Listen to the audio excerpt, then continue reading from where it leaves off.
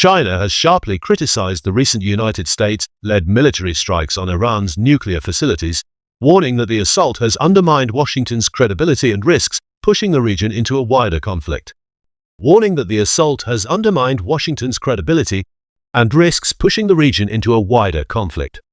The criticism was issued following a United Nations Security Council meeting on 22 June 2025. According to China's state broadcaster CCTV, Beijing is deeply concerned that the situation may go out of control, highlighting the potential for widespread escalation. China's UN ambassador Fu Kong delivered a strong message at the Security Council, calling on all parties to exercise restraint. The parties should restrain the impulse of force, avoid exacerbating conflicts and adding fuel to the fire, said Fu.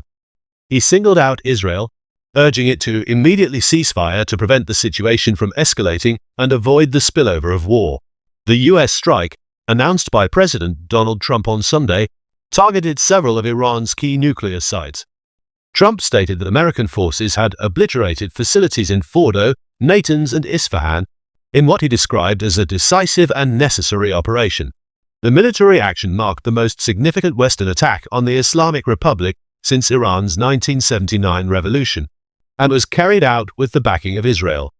The move has sparked a swift international response and prompted concerns over the implications for global security and nuclear non-proliferation efforts.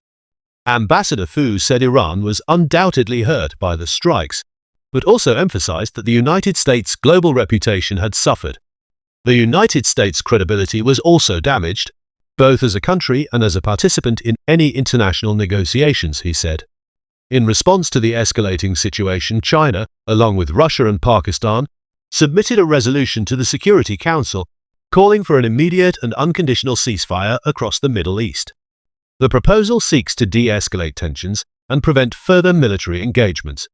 Chinese state media echoed the government's stance, with commentary warning of the dangerous consequences of unilateral military action. The Global Times described the U.S. action as extremely dangerous and provocative, arguing that external military interference would never achieve peace, but instead would deepen regional hatred and trauma. Separately, China's embassy in Iran reported that most Chinese nationals had been safely evacuated from the country. It confirmed that those who remain are not located in areas considered to be at high risk. China's broader position reflects its vested interest in Middle Eastern stability.